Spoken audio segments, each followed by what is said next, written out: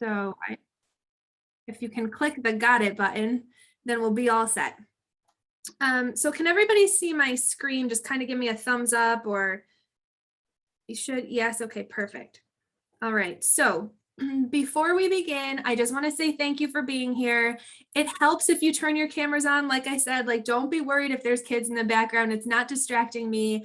I'm a mom. I love them. We all love them. We all have them. That's why you're here. So, and just participate as much as you can. And also the other thing is, when we're asking questions and we're interacting together as a whole group, if you can just keep your broker's brand out of it. So regardless of which franchise you're with, or if you're with an indie broker, wherever you hang your license, we're going to keep it brand neutral today because we're all in this together. And it really doesn't matter for the purposes of this class where you hang your license, okay? Just a little bit of history on myself. I was a teacher before real estate. So I was a high school English and special ed teacher. I did that for 5 years before deciding I was going to have kids. And then when I had kids, I just could not go back to teaching. It was like I did for a year, and it was like I was so miserable. I was sad dropping them off at daycare every day. I couldn't do it. So I decided I was going to stay home, get my real estate license. And then from there, I got pregnant 2 more times, and I just had this little bundle of kids. And the real estate industry really took care of me. And so now my whole purpose really that drives me, motivates me, is being able to bring other agents into the same realm of kind of it's success, but being able to help everybody else create a life that they really deserve and that they really want, and how to live it the way you want through real estate, because that's what real estate has done for me. So I got licensed in 2012. So it's been almost 10 years. And since then, I grew a team. I was a productivity coach at KW for a little while. I got hired by a Realogy brand who had me training all of their agents across the Northeast for about 2 years. And then Jake Dixon, who owns the Locker Room, found me and was like, "You're coming to work for me now." And in that process, I also opened my own independent brokerage. So that's like a really long story cut really short, but that's the history of me. I have a stepdaughter who is 18. This is her first year in college. So we're experiencing that for the first time. And then I have a 12-year-old daughter, a 10-year-old son, and a 9-year-old daughter, and 2 dogs, which may or may not bark through this presentation. So that's me. I want you to know that I feel you as a mom and an entrepreneur. And then we're going to just let Melissa share, because the two of us wrote this class together, a little bit of history about her. Thank you. So very nice to meet everybody. Like Kristen said, my name is Melissa Cruz. I got licensed back in 2016. Prior to that, I was working, I worked 2 jobs for a long time, and I was doing HR work, and I was a manager at Pure Win Imports doing retail. And then I moved to Florida. I got pregnant right away, and I stepped down from my position at Pure One, another job. Once I had, my daughter was 4 months when I got pregnant with my son. So they're very, very close in age. Some days it's a great idea. Some days we're like, what were we thinking? But you know, I got pregnant again right away. So after that, it was almost time for me to go back to like my job. And I was just in a place where I just really didn't want to, you know, I knew that I was going to be faced with one day, Melissa, you have to choose your job or choose your family, right? And I couldn't stomach that. Like, I just didn't want that day to come. So I just didn't go back. I put my 2 weeks in. I had been there a long time, didn't want to burn any bridges. And then I took a year off, which was really weird for me because I genuinely enjoy working and getting to help people. So it was a little bit of a dark period for me.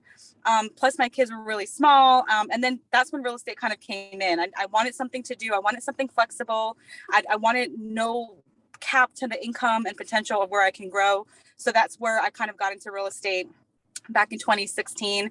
I knew nothing about it. So it was just, I spent like the first couple of years just really learning. I like really in class, anything I can learn, I was there to learn it. And then I would just teach whoever came behind me, right? Because I just felt like when I got started, there were so many questions I had and I couldn't really get the right answer. So I just always shared what, kind of what I had, which led me to becoming a mentor, which led me to becoming a coach when I hired a coach.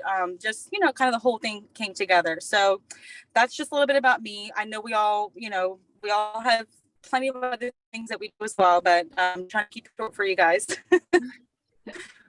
Can we take a minute and can you each just share quickly where you are in the nation as far as location and how long you've been in real estate?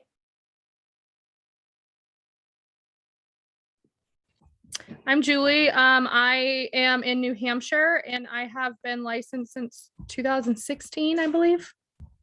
Great. I'm Melissa. I've been licensed since 2017 and I have 4 kids, which 3 of them are under 3. I have a 3-year-old who'll be 4, and then there's a 2-year-old and a 1-year-old. And I'm in Georgia. Awesome. Hi, I'm Felicia. I'm in Western Washington and I've been licensed since June of 2018. So 3.5 years. Perfect. I'll go next. I'm Christine. I have 2 kiddos and I am a broker and owner of my own brokerage, and I'm in Dallas, Texas. Awesome.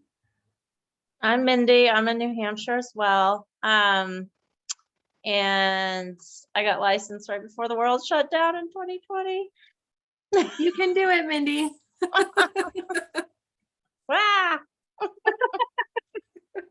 Paula, are you there if you can hear us? Yeah, I'm Paula. I have been licensed for 4 years now, and I'm in Norman, Oklahoma. Awesome. So we have Oklahoma, Texas, Washington, New Hampshire, and Georgia, and I'm in New York. And Florida. Yep, and Florida. We're all from somewhere different. That is fantastic.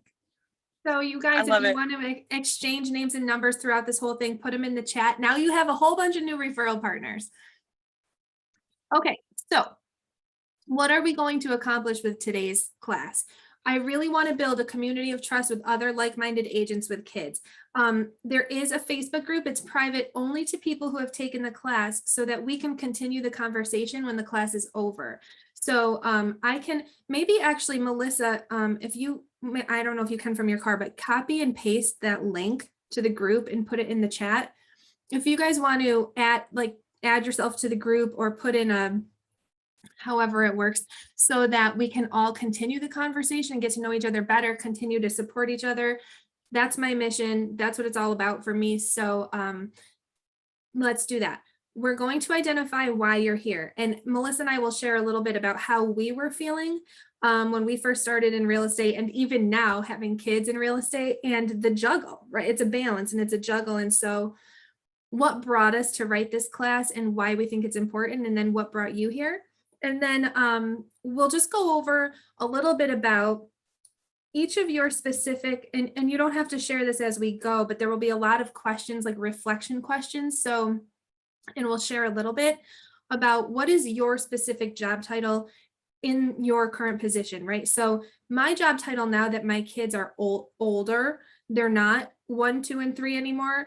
It's changed drastically from when they were 1, 2, and 3, right? My job back then was like to walk around my block with a little red wagon and tell everybody I'm in real estate with all my kids screaming.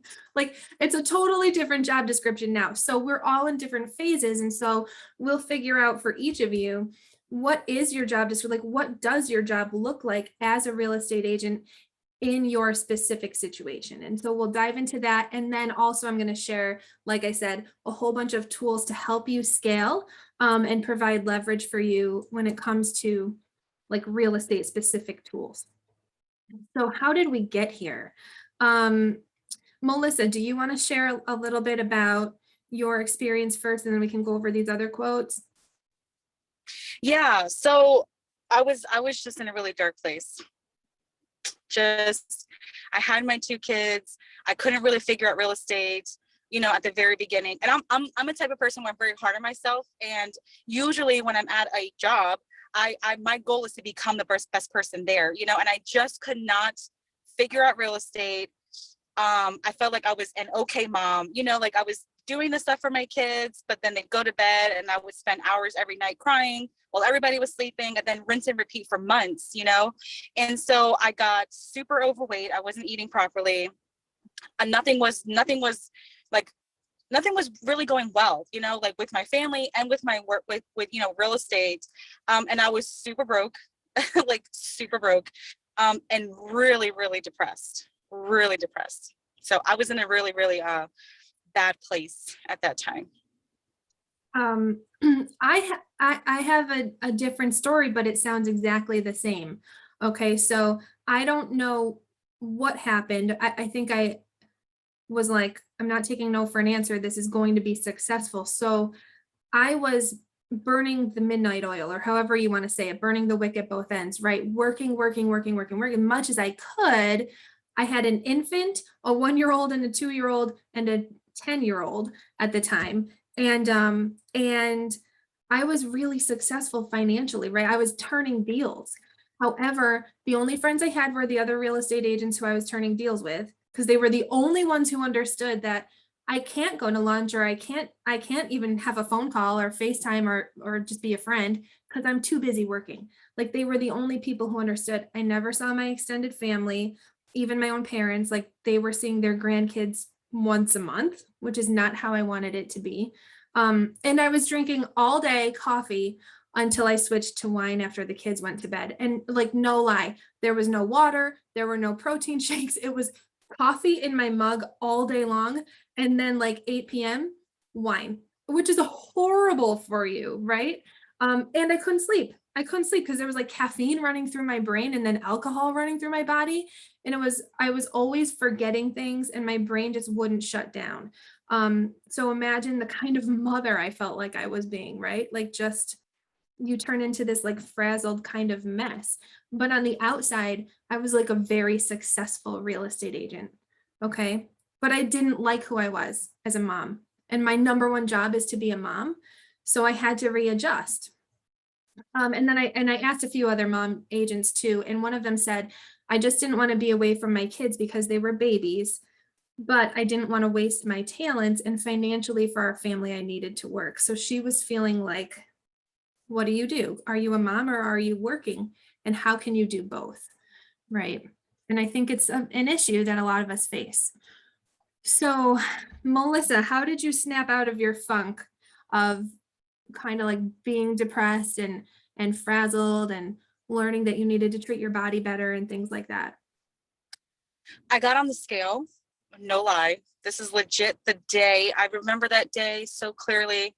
I just felt like crap. Like I just felt like crap. I got on the scale and I was about 10 pounds shy of the weight I was when I gave birth to my daughter.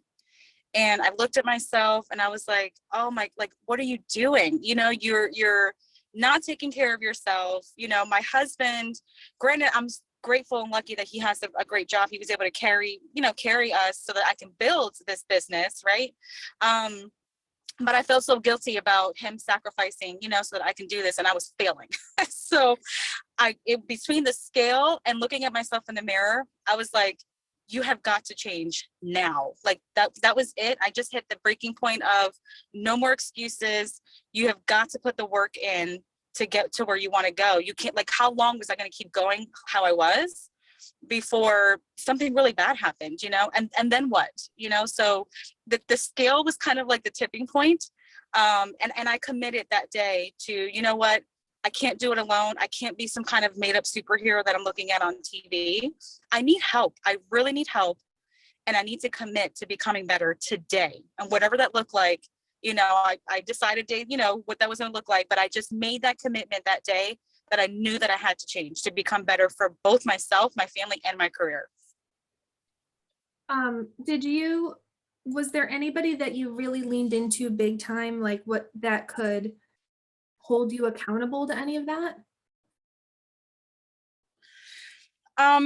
No, not really. Not that I can think of. I've always been like, I love doing things alone. I'm a very much a team player, but there was a time in my life where I couldn't do anything alone. And then I had gotten out of a really bad relationship, and I was forced to have to you know, mend myself from that. So I ended up learning how to love myself and doing things on my own. So I really thrive holding myself accountable to those kinds of things. I did lean on, you know, I ended up deciding to go to a gym. So I leaned on maybe some of the coaches that were there to do classes with, you know, ask assistance for help in that area, researching things online for nutrition and things like that. But I can't say that I had one person that I could call at that moment, you know, in that place, to just kind of check in. You know, I just knew I had to do it. So I just made a plan and committed to myself to follow that. I had a nobody, and I was married at the time, and my husband was supportive of, like, if I needed to go show a house or something, he was a good babysitter, but he didn't understand where I was mentally, right? So, and the balance of like being a mom and running a business. And so I ended up in my doctor's office and saying to my doctor, legitimately, it's funny to me now because it was like 8 years ago, but at the time I was like, I think I have MS or ALS, or there's something wrong with my body, because it was starting to manifest itself physically. And she, you know, she ran the whole gamut of tests. She was like, let me figure out what's wrong with you. And there was nothing wrong with me. And I remember sitting in her office and saying to her, if there's nothing wrong with me, why do I feel this way? You know? And she said, let's talk about your diet. What do you eat and drink all day? And then I told her the coffee wine situation. And she was like, there's nothing wrong with you. Your body's full of toxins. And then because she's a great doctor, was like, who do you hang out with? You know? And what she brought to light for me, and this was a turning point for me, is that I hung out with toddlers, and that's really it. So there was no real adult conversation outside of business transactions. And the adults who were in my life, it wasn't a positive environment for me. So she was like, you need to work on removing the toxins from your body and removing the toxic people from your situation. That will help. And to me, that was like my moment where I was like, I need to be devoted to being a mom and not a business owner right now. However, removing toxic people from my life meant getting divorced, which meant I had to financially keep making money. So it put me in a spot of like, well, now I'm forced. I can't just focus on being a mom, and I can't obviously just focus on business, and it wasn't cutting it, whatever I was doing to try to do both. So I had to learn systems. And so I'm super passionate about this class because of that. And I feel like if I can serve anybody anyhow with the information that I learned through the process, that's why we're here. So I'm going to keep going for a minute, and then I'm going to let you take over, Melissa, okay? What I learned from sitting in that doctor's office made me reflect back on what is my why. For me, I'm a very faith-filled person, and it was like, God gave me these kids for a reason, and I'm here to serve him at all levels. So whether that means being a good mom, being a good ex-wife, like however I can keep that like at the core of who I am, I'm going to do it, right? So I'm going to be like the best vehicle of God's love that I could be. That was my why. And when I readjusted all the things I was doing to be based on that, it really, really helped me and gave me clarity on who are the clients who I really need to be focused on right now, and who's just taking me out to see houses because they have nothing better to do. And am I actually serving these clients because they need to find a house, or is this like something where they need a therapist and not a real estate agent? It gave me a lot of clarity. And so I realized that I determine my success, nobody else. So it's not up to my clients if I'm successful or not, it's up to me. And so how can I get really real with who I am, why I'm here, who I'm serving, why I'm serving them, and how to bring my kids into it without being gone all the time? Because that's kind of the like ugly truth of our industry, is that if you're showing houses all the time, you're not spending time with your family. And so it had to be, how do I fit it all in and how do I figure it out, right? So when I was feeling unsure, what was most beneficial for me was to just take a day off. And I know that that's counterintuitive, but if I took a day off and I spent the day like on a nature trail or sitting by some kind of body of water, whether it's a lake or a stream or just anything really, that grounded me. And I needed the time to think, to just pray on it, and to just write. I wrote everything down for probably for like a year and a half. I journaled like a crazy person. Every thought in my brain, I put it down on paper. And then later on, I would go through and reflect and like cross off the bad ideas, highlight the good ideas, figure out how I could make it work. And that was what I discovered about myself. I also realized that I work best under extreme pressure. So if it was a multiple offer situation, my buyers won it every single time. If my buyer had like 3 months to buy the house, they never bought a house. So that was me. I just realized I work best under pressure. So how can I use this to my benefit? Melissa, what did you learn? So I learned that I was being busy, not productive, right? So I wasn't respecting myself for my time, because I also had a lot of customers that would drag me out. We never closed. They wouldn't do what I said, as far as like pre-qualification, I wouldn't get the listings. Like I was like, okay, I am clearly doing something wrong. I remember one day I was making copies to make some sort of like book for somebody or something. And I spent 2 hours at that copy machine. And I was like, what in the world are you doing, Melissa? Like, you're a real estate agent, you're a professional, so I had to I took 2 weeks. I bought a calendar that tracked your time. It was like a hair salon appointment book. And for 2 weeks, I tracked every single thing I did and how long it took me to do it. And then I got to sit down and reflect to see I was really being busy with my time and not necessarily productive. So it really opened my eyes to, okay, what am I really supposed to be doing as an agent? So I can focus on doing that and not 8 hours a day, right? So it was really looking at my calendar, trying to, get a good kind of system. I was committed to doing real estate as far as like the lead generation stuff for 4 hours a day. 4 hours, because for me, if I time block something and I commit to that for this hour, this is what I'm doing, I was so much more productive than me dragging it out for like an 8-hour day. I wasn't playing on Facebook or doing all these things and not getting anything done. I was super hyper focused on that activity. So for me, when I did stuff in 4 hours, I got more done in that time versus spending all day. So tracking my time was huge. Learning to give myself grace when, say, I had 2 buyers flying into town that week. And my schedule didn't go perfectly, and maybe my husband did have to watch the kids longer or come home earlier so I can do that, just learning to give myself grace to kind of get through all that, asking for help, leveraging some of the tasks that I didn't necessarily have to do, and, change my mindset about what that really looked like, and since then, every single Sunday, I spend at least 2 hours planning my week ahead. At the end of each month, I plan the next month ahead. And that really helps me kind of stay on tasks. And we'll get into kind of more of the color coding kind of stuff. But planning that stuff out, being proactive with my time and schedule. So I know what days I'm taking off. I know when is my family time. I know when I'm going to be working. And I know when I need to say no to things and when I can say yes to them. So.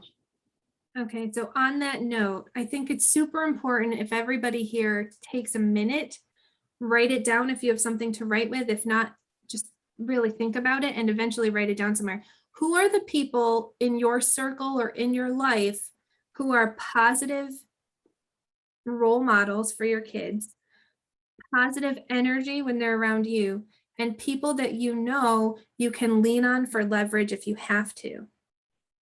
Meaning, can they watch your kids, or could they grab dinner and meet you somewhere on the way, or can they open a door for you? As far as showing a house, like, who are the people who are positive leverage in your life? Not saying that you should use the people in your sphere, not like that, but identify who they are if you were to need to lean on someone. Because I didn't know, and I had to really figure it out. And I think that's when we're in go mode, we don't take the time to reflect on that. And it's equally important to identify who are the people in your sphere who might be active in your circle now, who are negative energy, who might tell you you can't do it, you're crazy, this is impossible, that sort of thing. Because getting those people out of your ear is so important, and it's the key to success.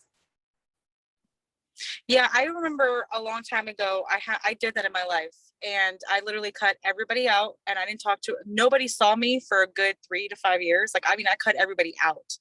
And I had to rebuild myself, people who I wanted around me.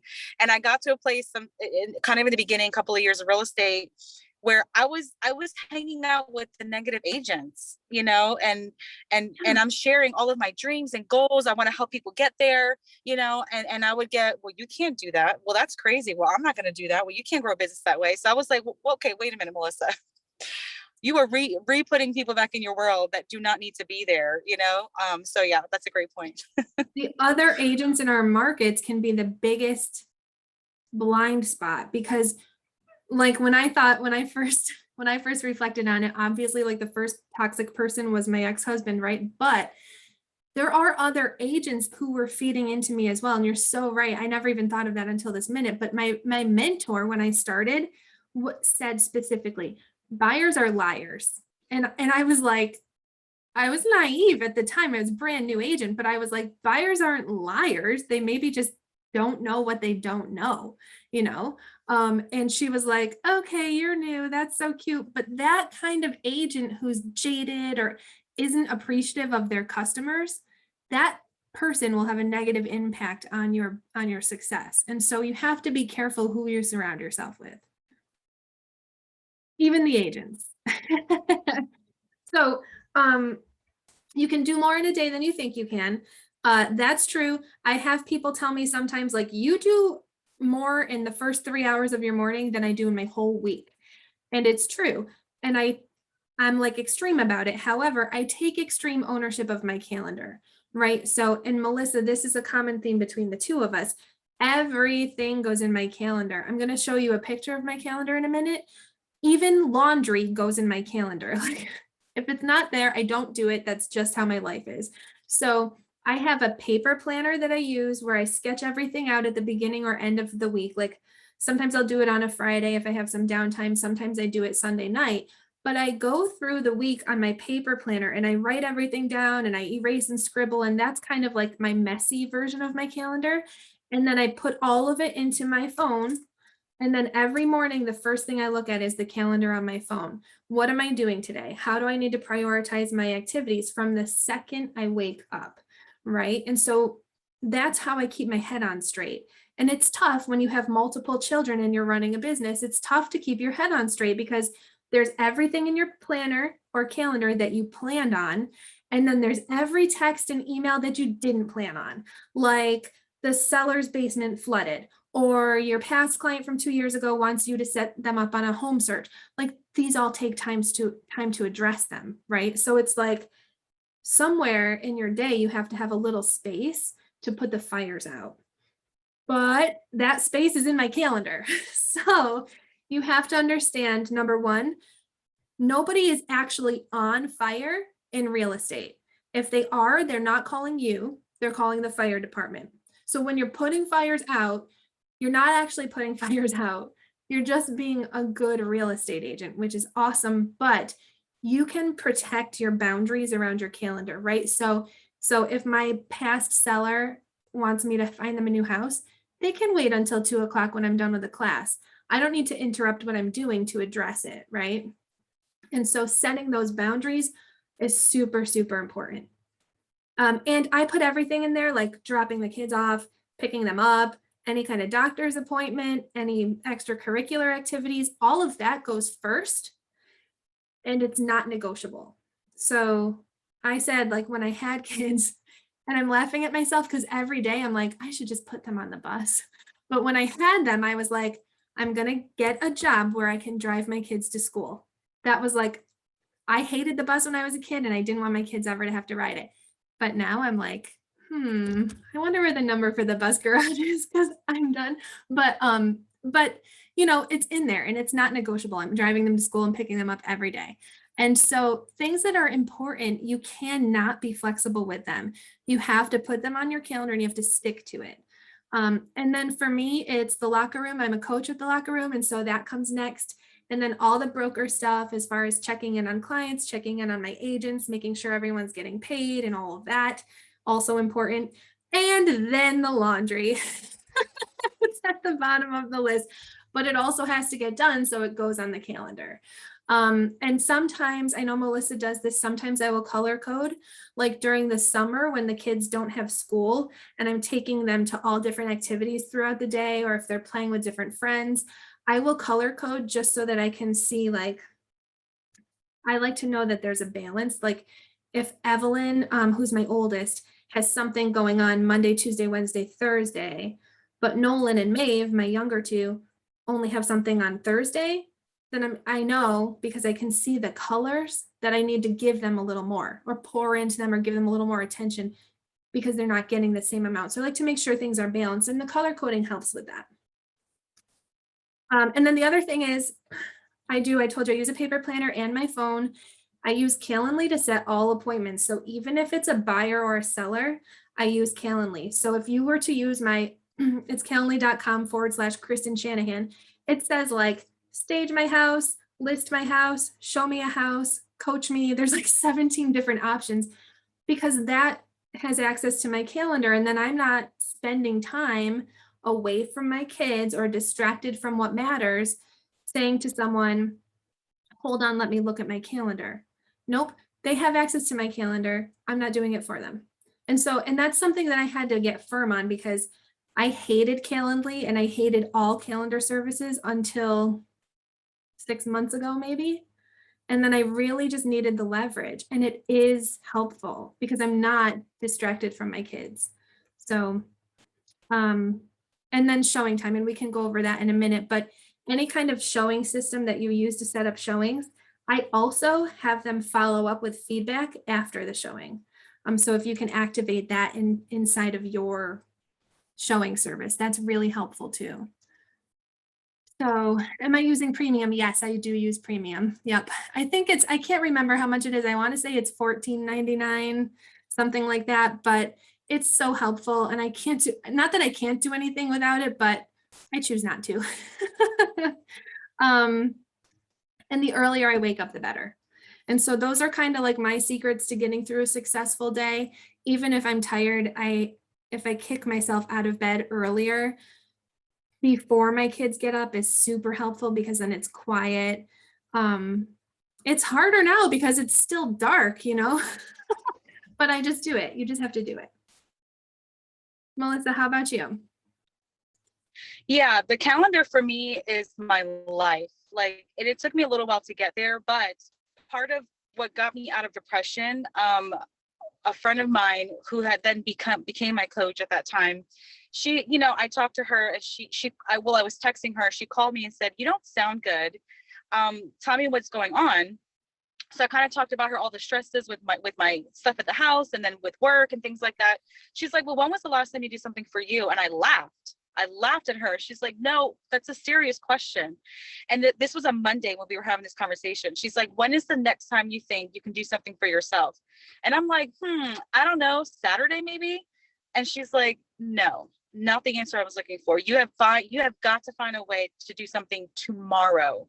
So since that conversation, I get up earlier than my family. So the first thing on my calendar is my me time, because what I found was I was serving my clients, my family on like 24/7, and I wasn't doing anything to fill my cup back up. So every single morning, that is the first thing I do. So you'll see in my calendar in purple are me time things like working out, maybe taking a long shower, drinking my coffee alone while it's hot, because if my kids are up, then it gets cold and I hate cold coffee. So those kinds of things for me are me time and really fill my cup up so that I am available all day to serve who needs me. And that has been a real game changer for me. Also things like reading. I started reading a few years ago. Was never a reader. I was never a strong reader at school, but I knew, watching kind of some other people and their successes, that reading was a big part of their day. So I schedule 30 minutes a day on my calendar to get that done, whether I show up to appointments 15 minutes early and get a few minutes to read or whatever. It's on my calendar, color coded to get it done. So, and like Kristen was saying, mine's a little bit extreme because I do the paper, but I have like 6 colors that I use. So I have anything in yellow is family stuff. Green is customer retention things. Orange could be maybe some admin work. Purple is me time. Blue is personal development, because that's also on my calendar every single day. So just to give you kind of some examples, but all those things like that, yes, are on my calendar. And then tracking time I spend on it. So if there's some weeks where I feel like I'm maybe doing too much kind of real estate stuff, and I feel like I haven't seen my kids a lot, then I readjust my calendar because I got a little off balance, which again may happen some weeks, but learning to give myself grace on those days and readjusting is huge, instead of putting myself down for not being perfect, right? Because that's unrealistic. So Yeah, absolutely. Have you guys ever heard of a done list? So instead of a to-do list, it's a done list. I forgot I was on some seminar somewhere. And they were talking about, they have a to-do list in the morning, they look at their calendar and they figure out what they have to do. But then at the end of the day, they write down everything they got done, and it helps them with balance.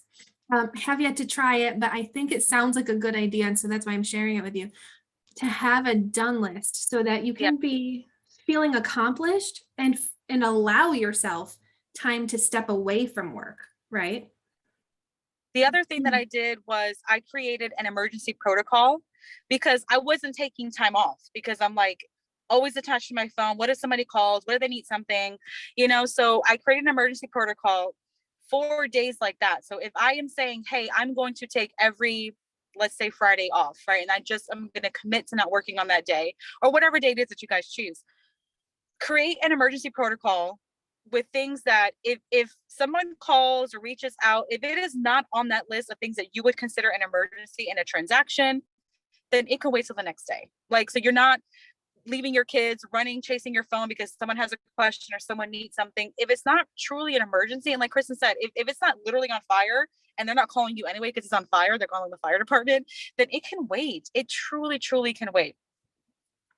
And I like that. Identify what's important. Yeah. And if you set up these expectations on the front end and say, listen, this is when I work, this is when I start, when I end my day, this is the days that I take off per week. If you can learn to value your own schedule and your own time, your customers, I promise you, will follow. Yeah, they'll respect you more. Like I used to think, I'm so guilty of this. I used to think like, if I don't answer them right now, they're just going to call whoever the next agent is in their phone. And so I better answer, right? But they don't. They want to work with you because you're you. And so my clients, when I started to say like, oh, I'm so sorry, I couldn't answer the phone, I was changing a diaper, they're like, yeah, we get it. Like it made them like me more almost, versus answering the phone while I'm doing it. And then who knows what's going to happen, right? So yeah, it's just setting that boundary, identifying what's important and when it's important to respond and when it's okay not to. So we kind of had this big buildup, but it's important because I wanted you guys to know that as we go through the course material, which is starting now, it isn't just, it's not just like hyped up locker room stuff. It's actually taken from our experience as people who felt like we weren't balanced, right? And we're dealing with the same things you're dealing with. And so how we found that balance is through these things. And so that's where this is coming from. And I know it was kind of long, but I want you to know that we've been there, we're still there, like we're in this with you. And we're super passionate about helping. So the next few things that we're going to review these are action items. So there's a little bit of reflection and then there's action. And so it's important that you're just really honest with yourself when we go through this, okay?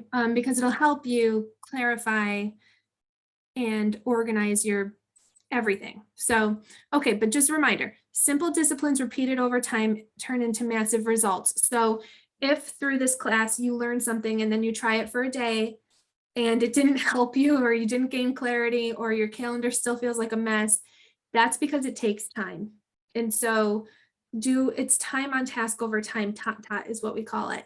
And so instead of Jake, who owns the company that I coach with, he always says, you don't go to the gym for 7 hours on a Sunday and expect results. You go to the gym for 1 hour every week, and that's how you get results. So it's time on task over time.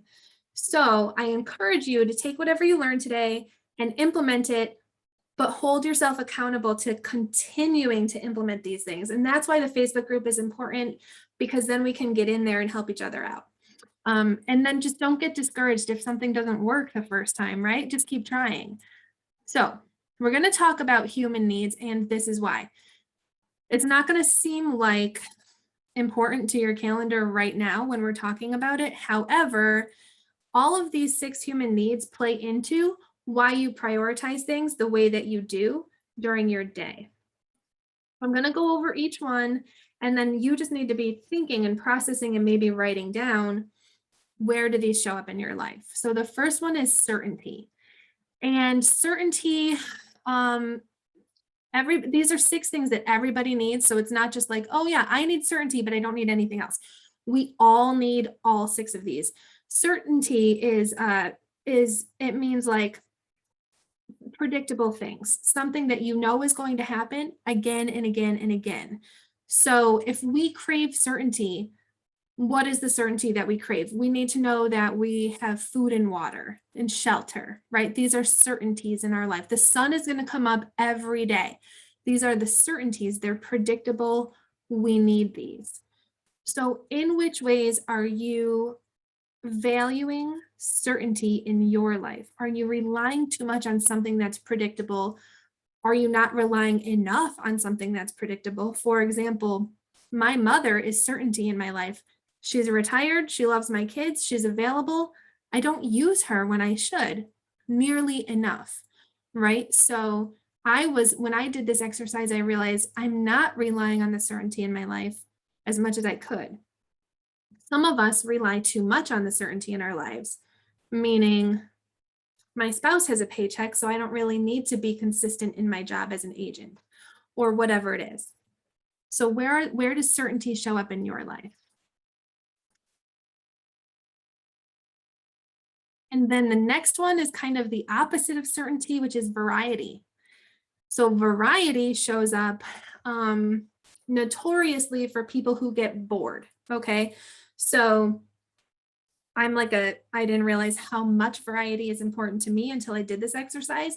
But if you find yourself chasing the shiny object, is a way we like to say it, or you squirrel out, you lose your attention on things. Like if you're doing something repeatedly for a certain amount of time, you get bored and stop doing it if you don't see results right away.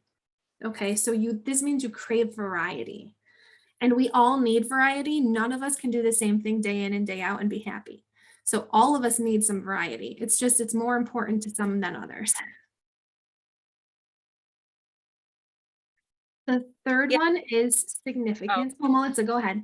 I'm sorry, just on that whole variety thing, one thing that I learned was, as agents, we really only have like a 90-day attention span in our business. So that really helps with variety.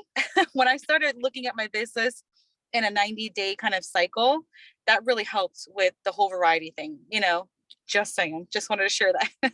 No, it's totally true too. And really, like if you're working with a client who's driving you crazy, you know that you're going to be done with them in a little while. So those of us who love variety, it helps, right? And I think it's safe to say that most of us who are in the real estate industry love variety. And it's hard to be successful if you don't, because things change so much. The next one is significance. So where does significance show up in your life? Significance is, it doesn't mean status. It means that you're identifying what's important in someone else and helping bring that out. So you're serving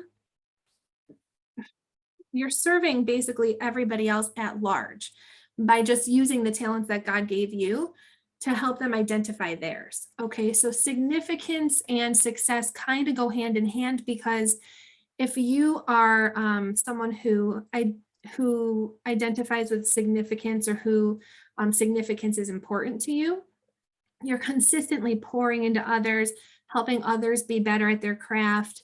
And so this is typically when someone at your franchise would flag you as a leader or a potential leader and start asking you to teach a class or train agents or be a mentor, things like that. If you're someone who's been asked to do any of those things, chances are someone else who's already been there has flagged you as a person of significance. And they say that if you've spent, what is the quote, Melissa? Tell me if I do this wrong. If you spent your first half of your career chasing success, spend the second half chasing significance, and the success will follow, or something like that. So, okay. That was pretty good. Pretty good. It was That close, it. right? It was close enough. Yeah. That was close.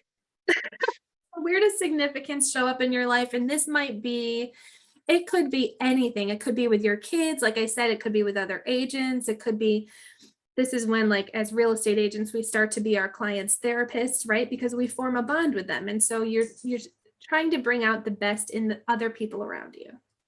Yeah, I'll say I've done this human needs activity a couple of times, and I will say, if you guys are writing these down and you answer the question of what do you find, whatever's on your calendar is what you value most right now. Think about, in a year from now, what do you want to value more, right? Because then you start with your calendar to start reflecting those things. I just want to share from my experience that when I first did this activity, it wasn't where I wanted it to be, right? That current moment, what I thought I valued when I played the whole thing out wasn't what was actually going on. And so I focused on, where do I want to be? What do I want my values to be, you know? Mhm. And when I did this activity a year later, because I forgot about it for a little while, you know, when I did it again a year later, I was, and then I was like, oh, wait a minute, I did this. And I went and grabbed my book and I brought it back. I was like, wow, where I wanted to be is actually where I am right now, you know? So it was really great to do this activity. So a lot of these things, guys, you need to kind of go back to, you know, revisit your why, revisit these connections. And so, I mean, it's so important to do that, because we're, as parents, we're so hard on ourselves, you know, so it's nice to go back and reflect and just see, like, okay, I'm not doing, and as an so just saying. It's true. It's true. And then there's a couple, there's one here that isn't actually on this sheet, and it's growth. So growth is a human need. It's something, it just means that you're moving forward, right? Today is different than yesterday was, and growth is inevitable. So I didn't list it here as something that you need to focus on too much. However, if you're someone who craves growth so much that you're going to classes every single day, but then never implementing what you've learned, then that can kind of be an issue in your career, right? Because you're stuck in student mode, and now it's time to apply what you've learned. But the fourth one that really has a lot to do with our calendar is connection. Okay, and so what are the ways in which you're getting love or connection from other people in your life, and how is it positive or negative? Connection, we all need it, and it's that human to human connection. So it doesn't have to be your spouse, it doesn't have to be your kids, but it has to be that bonding. Like, we all crave that and we all need it. And so where is that showing up in your life, and where is it showing up in your calendar? And is it, right? When I did this exercise, I was like, connection was like my top, of variety was the top, and then connection was the second one. But variety was winning, because like I told you guys, the only people I ever talked to were the agents I was doing deals with. So I literally had no connection, and it was a big issue. So where does that show up in your life and on your calendar? And then these two questions are really where you need to reflect.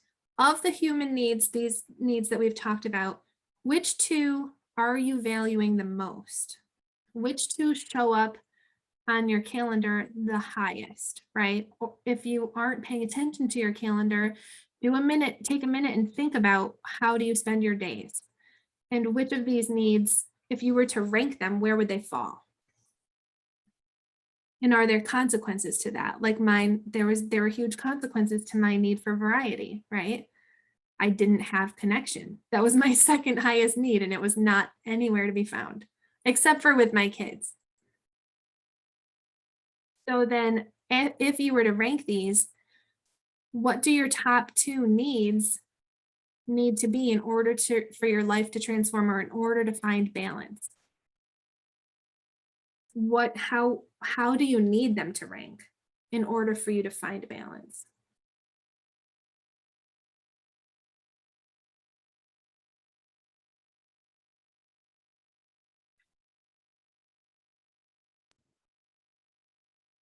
So for example, the way my calendar was showing up was variety and then certainty, and they're opposites, but it's funny because I needed to be always moving. So it was variety came first, but the certainty was the paycheck, the financial gains that I was getting from being always moving, right? And then significance because I was a mom. That's still all that matters to me. So, but in my calendar, connection was coming up last. But when I really reflected, connection was like my main human need. So it's important to just identify, like, if you're feeling unbalanced or if you're feeling not in alignment with yourself, it's probably because how you're living your daily life is not in alignment with what your actual needs are. Yeah, and I wanted to add that you shouldn't feel bad about it. Yeah, don't feel bad. Yeah. Feel bad. Right now. It is what it is, right? And you care, which is why you're here, to get better, right? So don't put yourselves down if you feel like, wow, I should be here, but I'm here right now. That's fantastic. You guys are where you're supposed to be, and today is the first day of change for you. So just be excited about where you are and where you guys are going. So just don't feel bad about what this says to you right now. Also, you could be spot on. You might be like, my calendar, my needs are in alignment. I'm good. And that's awesome. So now we're going to practice boundaries, right? So literally list out the things that you do during the day on any given day, and then rank them. Okay. So we have this little box over here. You can rank it using this exercise. Put your daily activities in either of these boxes, right? It'll help provide clarity to you of, just like Melissa said, what's an emergency, what needs to happen, and what doesn't need to happen, right? And so we rank them in order of, do it right now, it has to get done, it's urgent, and it's important, right? And there's several things that we do as real estate agents and brokers and parents that have to get done right now. And so putting those in that box is necessary.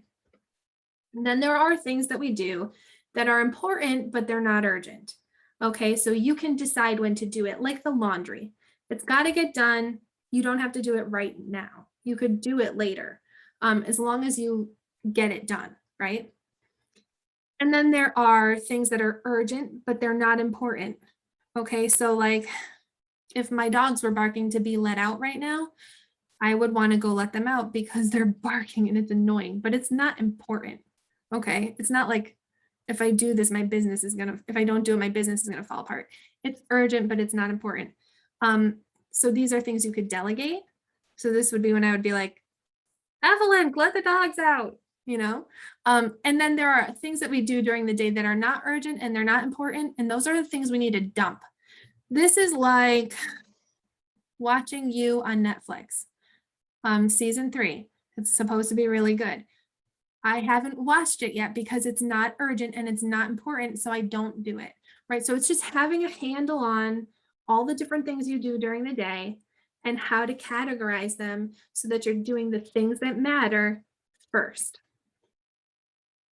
And then over on the other side of the slide, we just have different things that most agents do, right? So you're prospecting, you're lead generating, you're following up, you're going on appointments, you're negotiating, you should be practicing and script practice and role play. I mean, we're happy to do that with you. Like, grab somebody to practice with because you'd rather practice on other agents than on your clients, right? But these are the things that lead to results. It really only takes up 20% of our time, but it leads to 80% of the results. So then what are we doing this other 80% of the time, right? And so we just kind of broke it down. There's personal and family time that includes vacations, going on date nights, dropping your kids off at school, all the different extracurricular activities, birthday parties, anniversaries, movie nights, game nights, whatever's important to you as far as personal time. And then you have events. These are things like today, like trainings that you're committed to, right? Coaching appointments, if you have a coach, lead gen and lead follow-up are things that shouldn't be movable, right? Like you're going to stick to it. I lead generate, just like Melissa said, she was lead generating for 4 hours a day because she knew that that's what she had to do. So then you have predetermined appointment slots. So that's what I was saying. Like if I have to put a fire out, it's going to be from 2:30 to 3:30 today. It's not going to be in the middle of this class that is so important to me. So you have your predetermined time slots, and that is when you can be autonomous and have that flexibility that we need to have in order to succeed in the industry.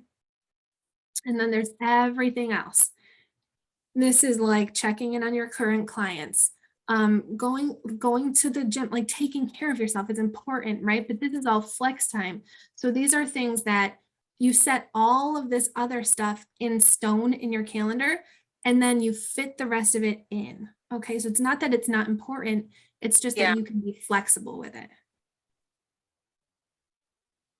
Yeah, and the other thing too, guys, I wanted to mention is I realized when I had the most energy in the day, right? So that's when I would do a lot of my real estate activities because I had tons of energy. So I'm a morning person, so that's why me getting up early is great. I'll be past that by like 9 o'clock. I'm not a night person anymore, but I'm a morning person. I have the most energy then. I put my most important things in the morning. And for me, I leave the afternoon for appointments. That works for me. Or my afternoons are for things that I plan with the kids because I got the most important things and the things that bring me energy, that I have a lot of energy for, done early on in the day because that works for me. So maybe you can figure out, are you a night person, morning person? When do you have the most energy to do these lead generating, your dollar producing activities for your business? Yeah, it's such a good point. It's such good advice. Do it when you have the most energy. Lead generating, it's my least favorite thing to do. Like I don't want to do it. So I have to do it when I have the most energy. Because if I'm like drained at the end of the day and then I'm like, oh, I should do some lead generation, it's not going to happen. I'm going to be watching you on Netflix. Yeah. Right. You know? Yeah, you definitely don't end your day with what doesn't give you energy. You want to end on a high note, right? So you can carry that high energy to the next thing that you're going to do. Yeah. And so I think it's important to create the boundaries that matter. So if you go through these tips that we had on the previous slide and create your own calendar, if you don't have a paper planner, you can just Google search like daily calendar template, and there's tons of free ones that you can print out and play with, right? And just get yourself into the habit of playing with a calendar. So remember the why. Why am I creating these boundaries in my calendar, right? So these are your whys, your kids. That's why you're doing this job. That's why you're attending this class. So keep them in mind when you're formatting your calendar. This is a sample of my calendar from last week. So I have mostly appointments, right? But then inside of these boxes, that's that flex time that I was talking about. That's that time where I'm allocating 1 hour, 2 hours, 1 hour during this day of free time. But in my free time, I'm going to fill it with all that other flex stuff, right? The stuff that is important, but not urgent. And so you can see girls dance. I make time for Taco Tuesday on my calendar. Like you're not talking to a workaholic. I work hard. I'm very successful, but I make time for things that matter. And Taco Tuesday matters to me. And so it's whatever works for you, right? You can see down here, I have laundry. I have bedtime on my calendar. Every single thing goes here because that's how I keep my sanity. And so it may seem ridiculous when you're doing it, but it is so helpful. Okay. So we talked about your calendar being in sync with your priorities, right? If you need help with that or want to talk more about it, you can get with Melissa or I. We both have taken the class a lot. We actually could probably send you a link to a pre-recorded class about those 6 human needs and how to figure out how you prioritize them. If you want that, let us know. Now we're going to get clarity about who do you serve and why do you serve them? And then we're going to lead into the tools for leverage. Okay, guys, so bear with us. What is your ideal client? Not really what, I guess I should say who. Who is your ideal client? I'm going to show you a little clip of this video. It's inspirational, but I'm going to share a secret with you. When I started coaching, Jake, who owns this company, asked me to teach on your ideal client. And I said to him word for word, I'm not teaching on that. I don't have an ideal client. I think everybody deserves a house. He was like, are you crazy? You have to have an ideal client. And I was like, nope. And I'm not teaching any agents that they should have one either. But I have learned. And so we all have strengths. And sometimes our strengths don't serve certain other people. And so if we're being really honest with ourselves, we all have ideal clients and we need to be focused probably on the people we can serve the best. So watch this little video. Can you hear it? The rebellious spirit has produced some angry young men, some rebels with and without a cause. Their frustration, their anger, or just plain energy are released in different ways. I'm telling you, you can make whatever kind of money you want to make. You can have whatever you want to have. You can do whatever you want to do. Like, there are no limitations. And aren't you tired? There's some of y'all out there right now. You're tired. You know, somebody telling you when to come to work. Somebody telling you when to take lunch. Somebody telling you when to do a vacation. Somebody telling you what you can and cannot do. Some of us, we were born to fly. But what I'm telling you is when you become the right person, what I mean by the right person is once you identify who you are and you begin to separate yourself from the masses and you begin to see your individuality, when you begin to see your talents, when you begin to see your personal skills. All right, it's like this. If you ever wore a suit from the store before, that's one thing. But if you ever got a suit tailored, are you hearing what I'm saying? If you ever got a tailored suit before, you know that it's different from going to buy a one-size-fits-all suit and then having a suit that's tailor-made. It fit different. The pants are different. The way you walk in it is totally different. Why? Because it's fit to you. And what I'm telling you is you need to have a tailor-made life. When you were created with a specific purpose, a specific design. I don't care if you was born and, you know, your parents didn't claim you. You still special. I don't care if your mama went in your life, your daddy went in your life, you are still special. When you were created, you were designed to do what nobody else can do. And I'm telling you, when you become the right person,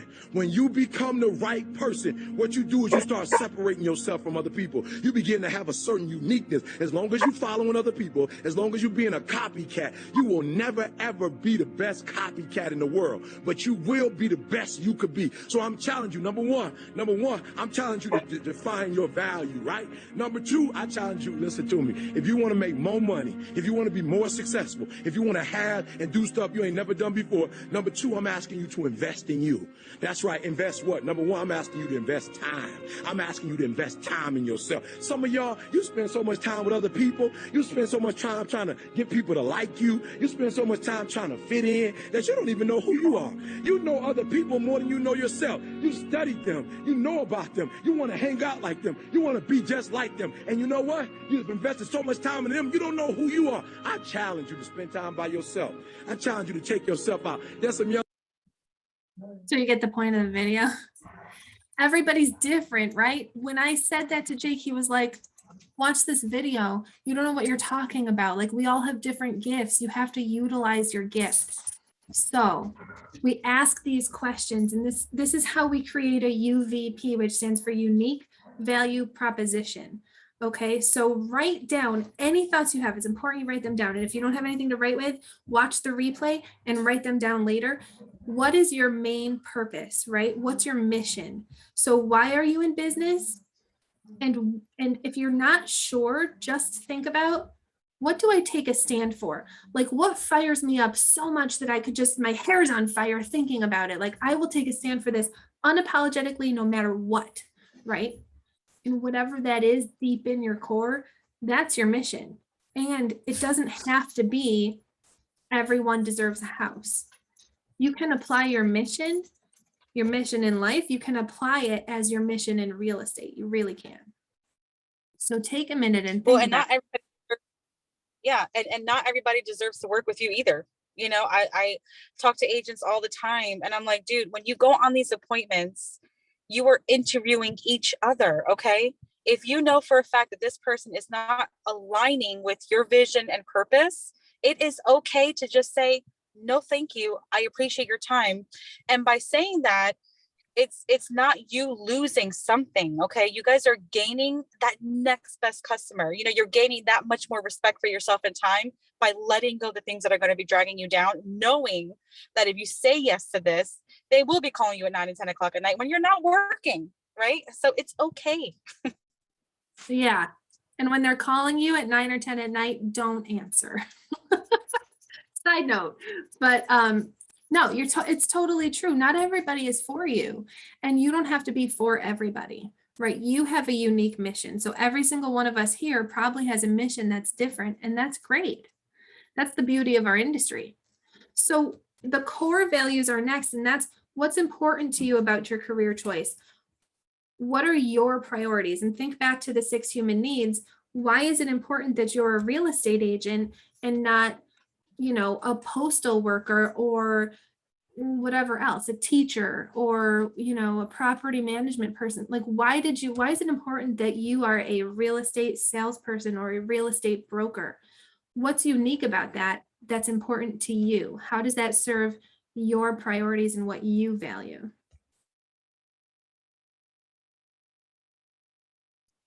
And then as far as the belief system goes, you want to think about what are the rules and guidelines, or in other words, what are the standards that you have set for yourself that make you unique from other people in your market? So if part of your set of standards is that sometimes your kids might come with you to show houses, that's great. Then guess what? Your ideal agent, or your ideal client, isn't going to be someone who hates kids. You have to know. And so think about this. What is your main purpose? What are your core values? And what standards are you holding yourself to? Guys, and if you don't know what makes you special, ask people, why did you hire me? Or, when you think about me, what is one word that comes to your mind? If you guys don't know why you're so unique and special, ask people. I guarantee it is going to be for so many things. This is such a good idea. And I did this exercise last year. I asked the 10 people that I talked to the most.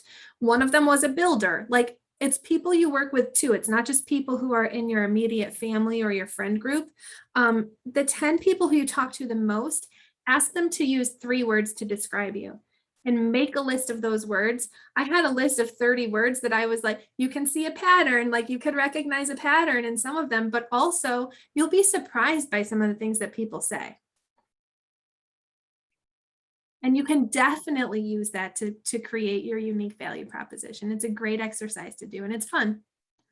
And if you don't have 10 people, you could do 5 people and ask them for 5 words to describe you instead of 3, make it work for you, but it's a really fun exercise.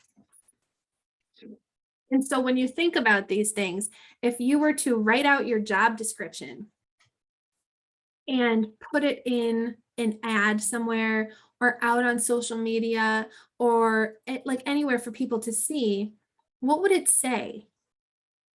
As your local real estate expert of choice, what are you? Who are you? Who do you serve? And a pro tip for this, which is also a very fun exercise, which if you want to take a minute to do it now, I feel like it would be fun. Write down 10 different ways to express what you do versus what you are. So we call this the elevator pitch. So for example, if I was in an elevator with you, Melissa, and I said, oh, what do you do for a living? And you said, I'm a real estate agent. I would say, oh, nice to meet you. But if you said, I'm a master negotiator. I help people determine how much they want to spend on their biggest investments. I would be like, it would pique the interest, right? So, Melissa, talk about this for a minute. I'm going to go let my dog out. No, you're good. I just wanted to share mine. It took me a little while to, there is an exercise that we do with the locker room. And so I worked on this for a while and I kept rewriting it. I ended up getting what I wanted. I typed it up and I just kept saying it, right? So that when that time came that someone asked me, hey, Melissa, what is it that you do? I told them, I inspire people to become the best versions of themselves that they didn't know they could be. I truly believe that the small things that I'm doing right now in today's world will make a ripple effect in the next 10, 20 plus years. And they're like, wow, like, tell me more. Like, how do you inspire people? Who do you work with? Right. So I love it because I don't only work with buyers and sellers, but I also coach agents, so I feel like that what I'm doing now truly is going to make a change, even if it's just one person at a time. Right. So that's fine. I love it though, because you can, even without being a coach, you are making a ripple effect in the world by helping someone own a home, right? Like that's Which huge. is why, finding your ideal client is huge. Like I love working with first-time home buyers. There's a whole backstory of kind of why I do it, but that is my thing. And I love doing that because I know that I am changing their world, right? I was never someone that, my family lived in New York. They rented. Nobody was buying houses in my family. We didn't know about credit, like that kind of stuff. So it's like I meet a lot of people that are in their late 20s, maybe early 30s, are in that boat, and I get to help educate them. I get to help them with their finances. It's so much more than just the house, right? And I just imagine with the great experience that they just had with me, and the greatest change that they've made right now in their lives, their children will now follow at a younger age, right? And they'll be more educated on their finances and buying in the home buying process and things like for me, it's such a big picture. It's not just about the house. So it's so important. It's super important. Who wants to share, like, what are some other creative ways that you can express what you do versus what you are?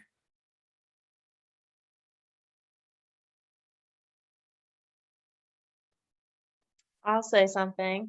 So I got into this sort of haphazardly because I used to work in the residential lending department of a bank. So I now consider myself kind of the bridge between the two, specifically with first-time home buyers and kind of translating the jargon and stuff that they get from their lenders and why we shop the way we need to shop for their financing and stuff like that. So I am an investment liaison. I don't know. I'll have to put some fun phrasing to it. Oh my gosh, I love it. I love that. Oh my gosh, no one ever knows what the lenders are talking about. Yeah. Sometimes we don't even know what the lenders are talking. So it's been in 10 years for me. I'm a broker. Sometimes I'm like, what? Yeah. I love the bridge. I definitely think whatever you do come up with, bridge should be in it. Yeah. Yeah, That was really good. Thanks. I love it. Yeah, I'll share. I had to turn my camera off because I'm eating breakfast, but I had kind of forgot about my elevator pitch, but I wrote it a long time ago, so I'm glad that you guys reminded me of it. And I had done the exercise where you like ask people to describe you, and I kind of just noticed that a lot of people were saying this about me. So mine is, I'm a go-getter helping people buy and sell houses so that they can have shelter, security, build wealth, and leave an inheritance for future generations. I love it. I mean, what we do is so important. It's so important, and it's extremely discounted when you just say I'm a real estate agent, because people don't understand what goes into it or how important it really is. Yeah, usually the follow-up question after you say that is, awesome, how's the market? And then you get someone that says, great.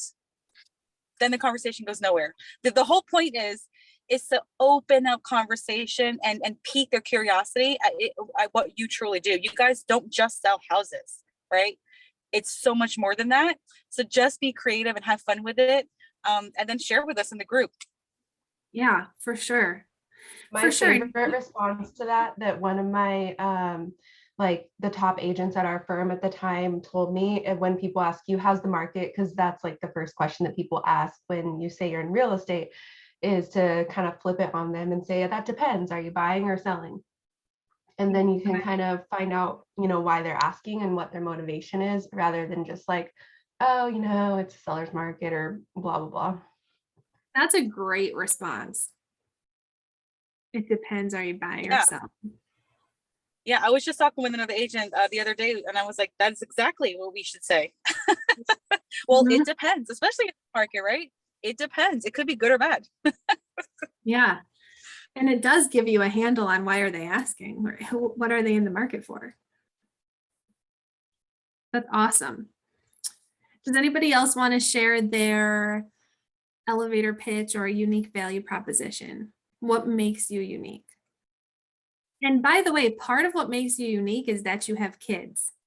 So, don't forget about those little Bambinos that brought you here to begin with.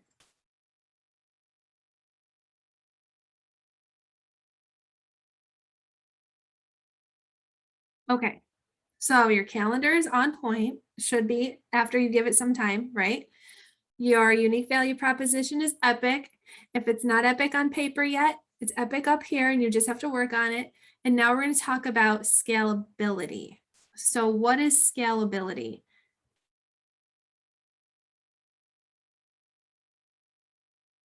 I have a bad habit of asking the question, then answering it myself. So I'm just going to wait. But do you know what scalability is, or what is scalability to you?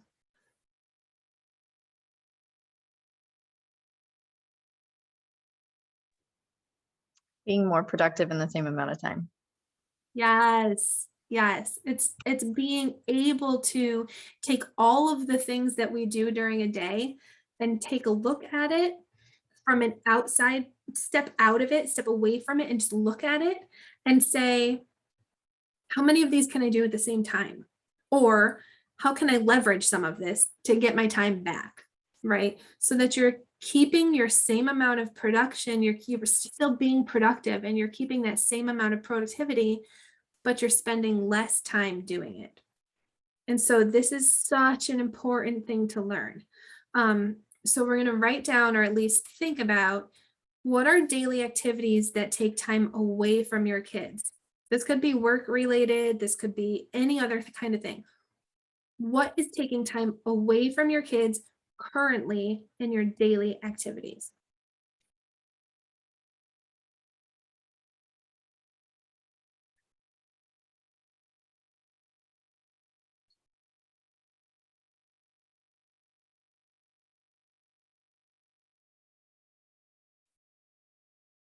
And then the next one that killed me is the way that I talk to my kids when they interrupt or distract me during business activities.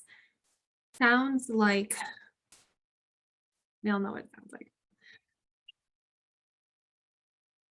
For me, it was not pretty. It killed me when I first asked myself this question. I was like, oh, this is not how I want to sound to my kids, right? This is not the mom I wanted to be.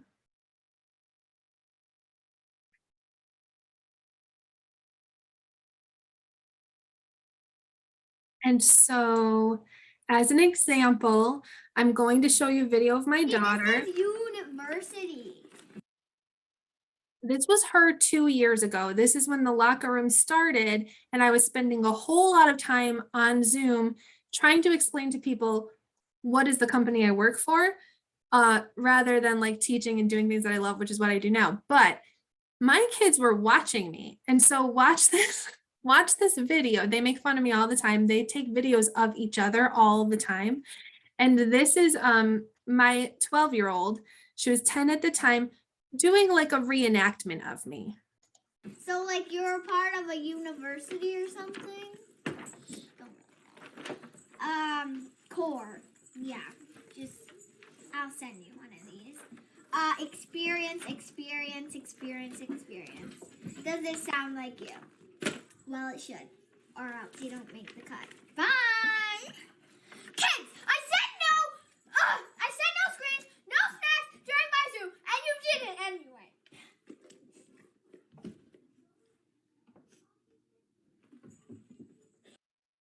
Right? Hilarious, but it brought me to tears because I was like, this is how my kids think I act. Chugging the coffee, looking at my phone, screaming at my kids to get off their screens. What?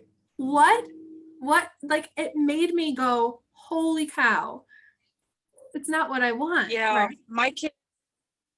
my kids took I had videos of them saying my voicemail. So when I didn't get a customer on the phone, I would have my same spiel. Hey, you reached Melissa Cruz with ... You know, my kids knew that by heart. I had them on video recording, like saying that. And then my daughter created a computer with a cardboard box so that she could pretend like she's typing like I was. No. Mm-hmm. Yep. It's kind of, it just hits you. So yeah, because that's the way I felt like that was the way she thought, like what she had to do to connect with me, because I was always on the computer, you know? Yeah. Yeah. It makes you cry and you're like, I'm just doing my job. Like, I'm sorry. And also it makes you reflect. So that's where, when I ask, like, what are your daily activities that take away from your kids? Clearly at this point in time, my daily activities that took away from them were doing sales presentations and going on my phone and drinking coffee. I mean, in her, that's the way she was viewing my world, right? And I didn't realize until she did this. And so it's important to take a step back and just say, what is it? What is it that is a daily activity that's distracting me from my kids? And then how do I sound when they interrupt me? Which is exactly what she showed me here, right? I told you. She's obviously being 10 and funny, but also I probably sounded like that. So it made me evaluate, what do I need to do? How do I need to reprioritize things? And how can I address my job with my kids? How can I commingle them? Right? So we have this. Have you seen these 4 quadrants, the cash flow quadrant? It is, you start as an employee, and then you become self-employed, and then you become a business owner, and then you're an investor where your money works for you, right? And this comes from Robert Kiyosaki, like I didn't invent it, but it's something that I always have in the back of my mind, because we are not employees, right? We're all self-employed, and sometimes we should be considering ourselves business owners. I am now always thinking, and it's a mindset shift, your kids are your boss. Okay. And it's not anything that someone without kids would never understand this. I wake up thinking, number one, will I fire or promote myself today? I'm my own boss. And number two, are my kids going to fire or promote me today? So there are 2 things, that myself and my kids. How are they viewing me? How am I viewing me? And our business activities have to make sense to both of those things. I have to answer to both of those. So it's a priority for me. It's how I run all of my systems. I wake up and ask myself that every day. And at the end of the day, sometimes it's not a great answer. I'm like, I think I got fired today, but thankfully I'm a business owner. Everyone has those days, right? But you have to be able to frame your daily activities with some sort of element of who's running your day, right? And so transitioning from what are your daily activities, what's distracting you from your kids, and how do you respond when they distract your business, right? Take all of that into consideration. And when I reevaluated, what am I doing every single day that's distracting me from them? And how can I find leverage, and how can I make this scalable so that I can focus back on my kids, right? And this also, that video was during the time of when COVID had just sent them home, and they were like not knowing what to do with their day. And I was trying to figure out, how do I work and also pay attention to my kids all day, right? And so it's a real thing. And so I had to find ways to leverage some systems. And so I wanted to share those with you. And the majority of these are all free. And like I said, you'll get the recording of this, but also if you want to write them down, maybe you already use some. But these are all tech tools that help you with scalability, meaning let them do the work for you so that you don't have to spend so much time doing like administrative stuff. And then Melissa, if I left anything out that you use, that's great, chime right in. So these are my top ones. So Cloud HQ, and I'll go over them one at a time. Cloud HQ allows you to send a video email. Okay, so similar to BombBomb, which you have to pay for, Cloud HQ is free. And it's a Chrome extension, so you have to use Chrome as your browser instead of Safari or any of the other ones. But as long as you're using Chrome, you can open up your email, start typing up a draft, and then you just click this button at the bottom of the email, and it allows you to record yourself and then send, and it embeds right in the email. So it's awesome. It's effective. Your clients in real estate really, really like to get videos of you. It's like this voyeuristic society that we live in. So if you send them a video instead of, everyone has their own systems. If you're sending a monthly newsletter or a weekly update or something like that, that's great. But if every now and then you do a video CMA and it's your face and you're just like, hey, I know you live at 123 Main Street. I'm not sure if you saw 125 Main Street just sold for this much money. Let me know if you want to know how much your house is worth. And it's a video that can be super effective, right? Also, it doesn't take any longer than just typing it out because you're just doing it right there, like a la carte. So that's something that you don't have to set up through BombBomb. It's Cloud HQ, it's free. Gmail e-cards, also free. So I think I go over this in the next slide. Yeah, the Gmail e-cards. This can either supplement, be in addition to, or take place of any kind of paid newsletter. You can use it through Gmail. Okay, it's totally free. It's a Chrome extension. If you type in Cloud HQ free Chrome extensions in Google, all of these will come up. But you can send these and you can set them to go out on certain holidays to everyone in your database, which is awesome. So then you don't have to spend any time doing it. You spend the time up front setting it all up and then set it and forget it kind of a thing. Boomerang. Boomerang is not free. Okay, so, oh my gosh, Felicia, I'm just reading your chat. My mom always said, don't interrupt me when I'm on the phone unless you're dead, dying, or blue. My mama would also play with my hair. With my head in her lap while she talked on the phone. Yeah, I do this too. And sometimes if my screen is off, I will let them play with my hair too. Kind of just keeps them focused and not distracted while I'm just doing what I have to get done. Yeah, I love that. So sorry, side note. Back to this. Boomerang is, I want to say $14.99. And I feel like a lot of things are $14.99 monthly. It may be less. It may be less than that. You're gonna have to check. I think I paid for it for the year and I don't know what it was, but it sets up your recurring emails. So if you have a monthly newsletter or a weekly reminder, any kind of email that has to go out regularly, you can use Boomerang and do that for you through your Gmail account. Calendly, I was already talking about that, but here's like a little snapshot of part of my Calendly page.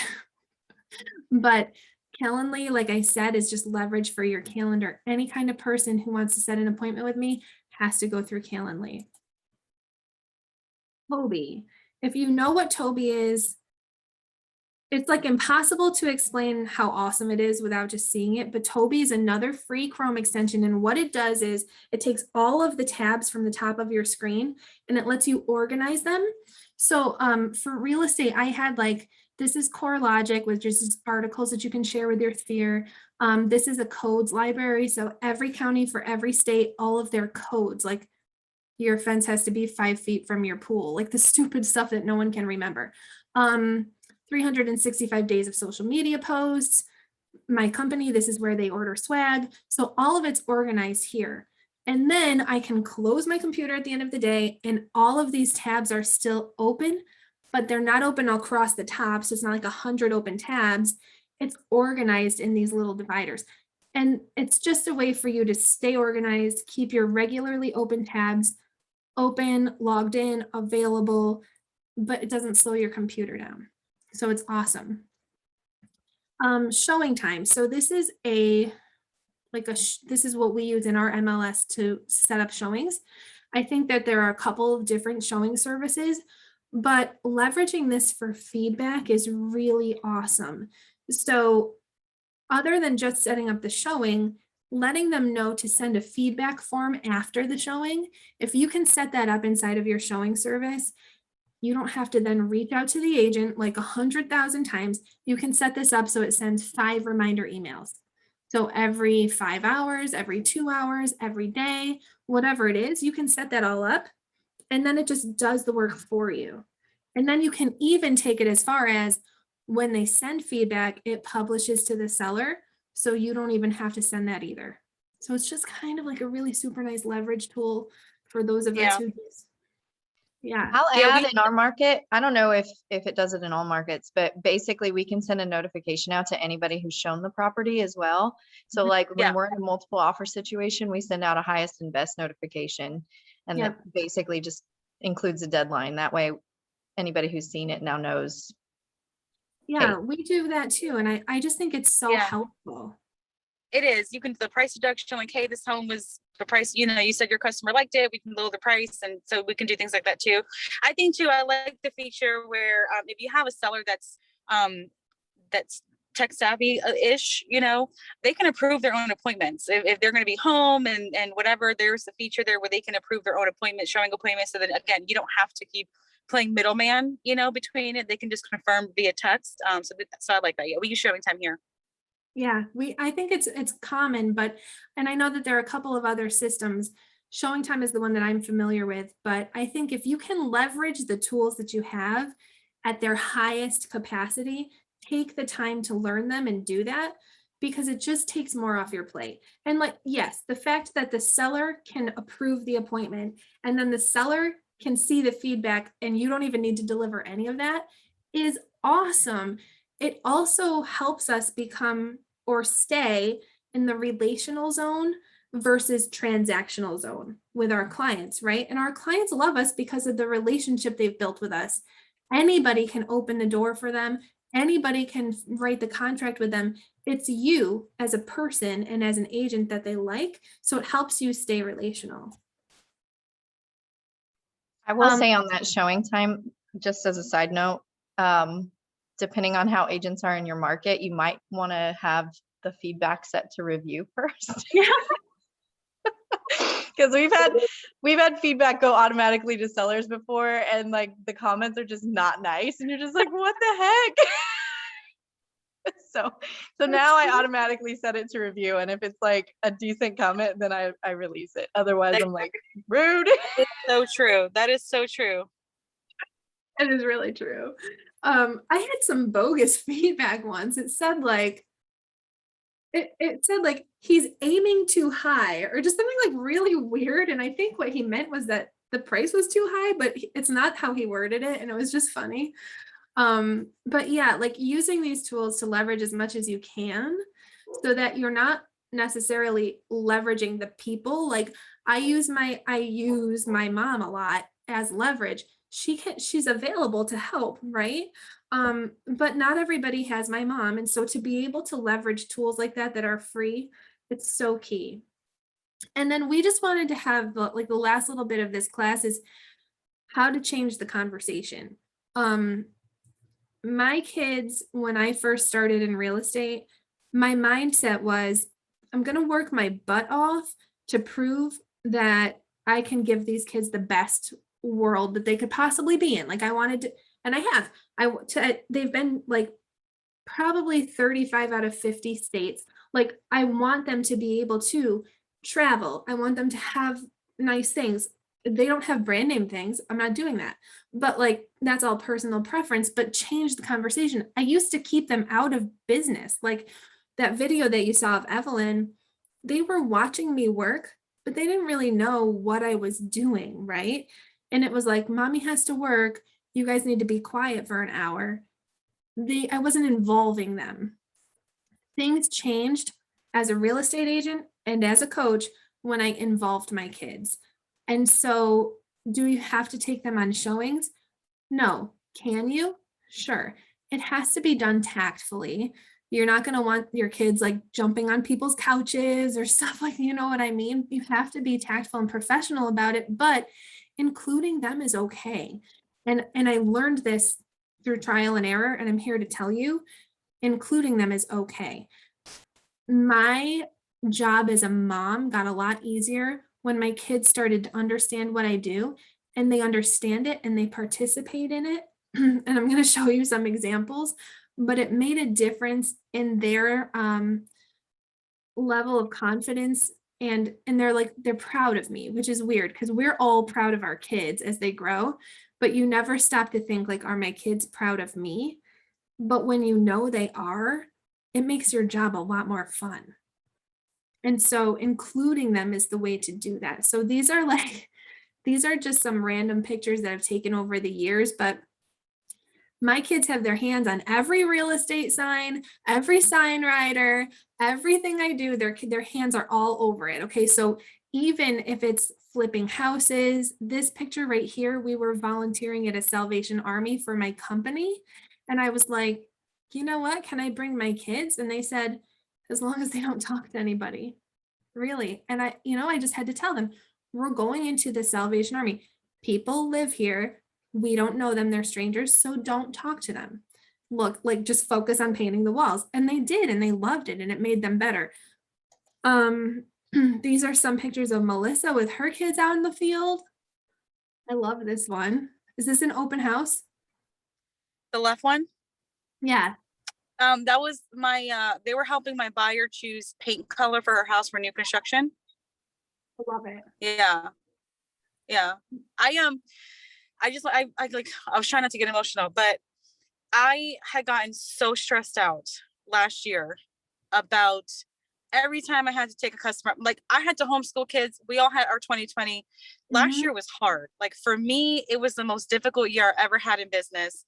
And I had gotten to a place where I had a lot of agents referring me stuff, right? Like I built relationships with agents in other areas. So I would get calls to get people referred, and I was getting people in that, and I was trying to figure out, what am I supposed to do with my kids? I don't live around family. I'm from New Jersey. I moved down here. We had our kids. I don't have anybody around here. So it's, my parents had moved down here and they live a few hours away, but on a Tuesday or Wednesday, like we have nobody, right? It's me or my husband, and he's at work, And so I was bawling because I'm like, what am I supposed to do? I'm going to have to say no to this business, all because I was afraid to ask or to bring them with me. And I called the agent that referred it to me, and he also has a son. And I was like, do you think it'll be okay if the kids come? Like I have my kids, I can't. And I'm like bawling on the phone because I was like, I'm going to have to say no, like, I'm like, this is so stressful. Like I shouldn't have, like I got into this business for this not to happen. Like I shouldn't have to be so stressed about my kids coming to my business. It's my job, like so I just, after we talked, he was like, are you crazy? Of course it's fun. It's your kids. What are you going to do? So ever since that day, my kids just come. I mean, my kids are well behaved. They're used to it now. But I just was getting so sick about having to feel like I had to pick them or my job. And I'm just like, what am I doing? Like, this is why I got into real estate, right? So my kids come. They come. I don't warn people. If there's an issue, then you're just not my people and you're not my ideal client. And that's okay. No hard feelings. But I'm a working mom.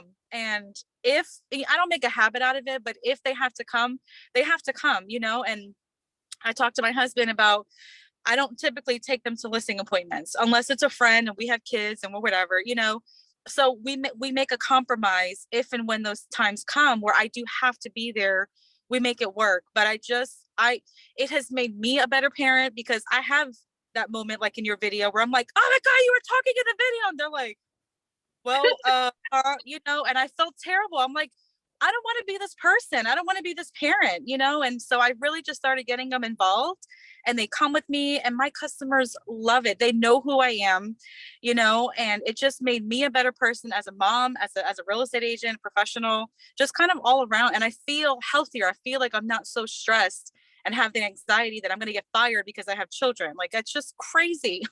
It's crazy. And to piggyback that, like, you don't always have to bring your kids. I will bring mine now also because they're older and they're well behaved.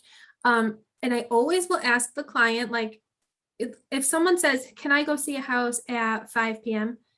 I will respond with, if it's okay if my kids come. Those are hours when my kids are home. And if I don't feel Right. like doing it, I'll say no. But if it's a client who I know is safe to be around my kids, then I'll always ask. And my kids kind of like it. And the other thing is, if you don't want to bring your kids, you don't have to. If you have somebody who's available to watch your kids and you're going out and showing houses, there are other ways to include them in the process. So you could get to a house early and like FaceTime with your kid. My kids love when I do this. They're like, Mom, show us the house you're showing, you know, like secretly like snap pictures and send it to them. But again, they're older. When Maeve was an infant, I would put her in the snuggly wrap on my chest and bring her around. It's a little bit, I think, harder now for parents because of COVID. Like, you don't want to necessarily expose them, right? But Yeah. there are ways to include them where you're not dragging them all through town and through showings, but you can still be successful working. Right. Yeah. And so it's just important to keep that like it's not so black and white. It's not, I either bring my kids to showings or I don't. Like, there are other ways to Right. include them in what you're doing and make them feel like they're a part of the process, right? Like, even if they're toddlers and you don't want to bring them out, you can say like, help mommy pick out a shirt. Should I wear this one or this one with these clients? To make them feel like they're an important part of the process. That's what's the key, right? Yeah. I'm gonna pause these. These are a couple more videos. So this is, I had to show it. This one is 2 minutes long when it's loading. Let's go see this open.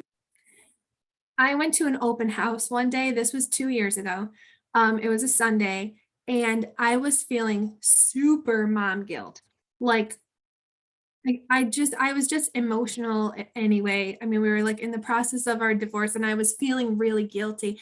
And my stepdaughter took a video of these guys holding an open house. It's like the cutest thing. It's the cutest thing. You don't realize how much your kids listen to you and how much they really know what's going on until someone brings it to your attention. So listen closely to what my youngest daughter says in this video. You're going to be like, what? How did she even know that? It's cute, but it just brings to light that your kids are watching and they know what we do. They know what we're doing for a living. And if they feel like not included in that, that's where the divide comes from. House. Good evening. Hi, I'm Evelyn. I'm Kristen. Welcome to the open house. You may remove your shoes and sign in. All right. Sign in. How did she know to do that? Like, what?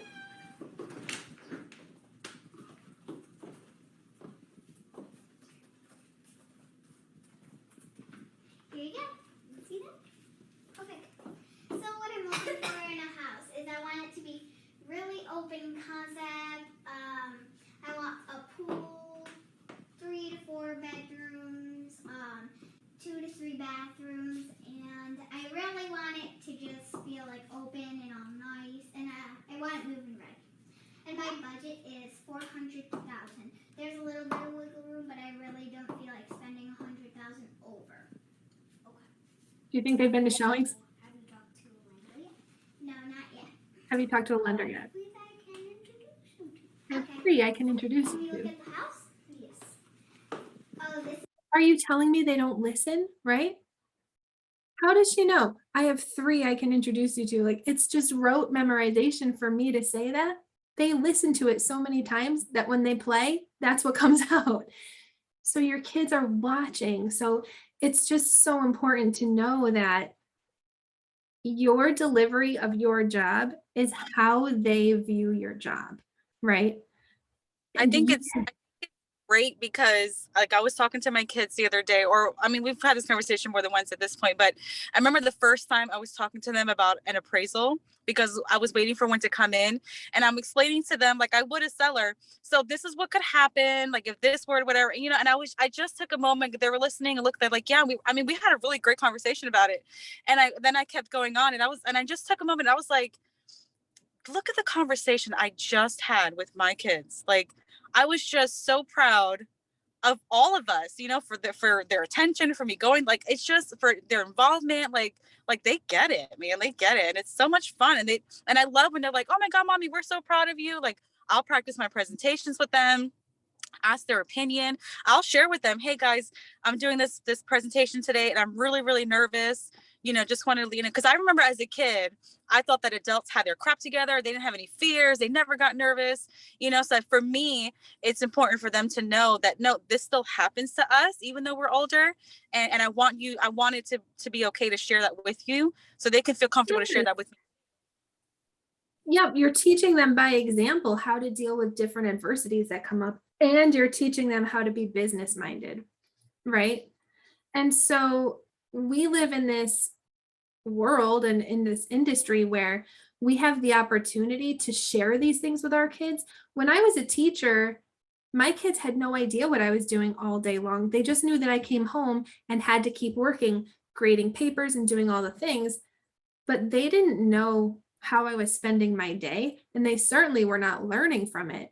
We have a very unique opportunity as being parents in this industry of raising like a whole generation of little humans who understand business, understand real estate, maybe will be investors, maybe they'll flip. Like you just, they have this opportunity because of you, right? So changing the conversation when we say that, what we mean is you don't have to have mom guilt.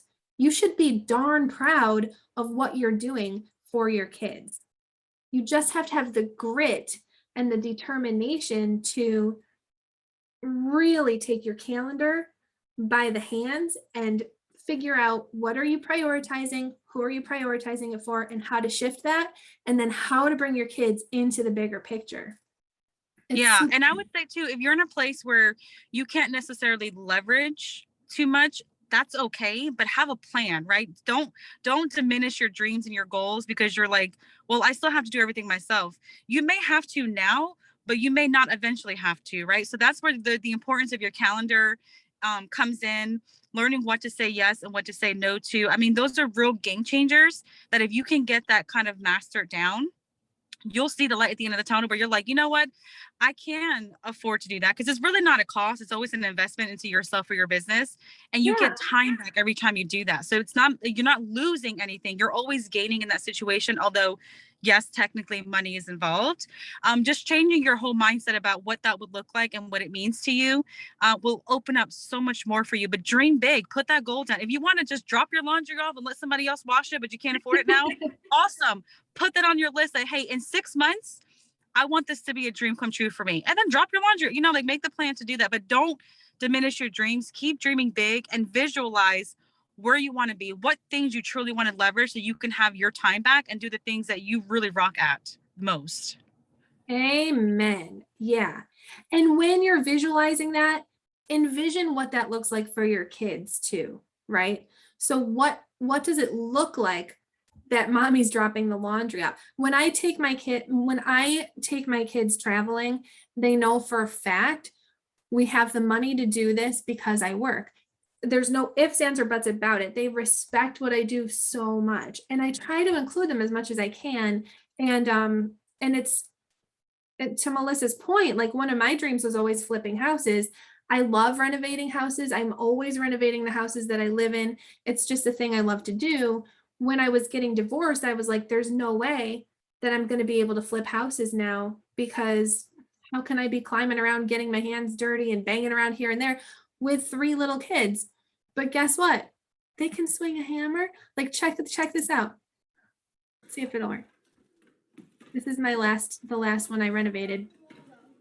My daughter is taking videos with like hearts with her hands. They love doing it. They love doing it. And so, Paula, you're right. No one knows how to build your confidence more than them. I thought I'd bring them into this and they would be like miserable. Like, we don't want to help you with this. This is hard. No, they loved it. They loved it. And we're always trying to build their confidence, just like you just said, Paula, and they build ours back. They're little pieces of us, you guys. We love real estate. Of course, they're going to love real estate, right? They can't not. It's in their genes. So include them. This is a picture of the most recent coaching retreat that I went on.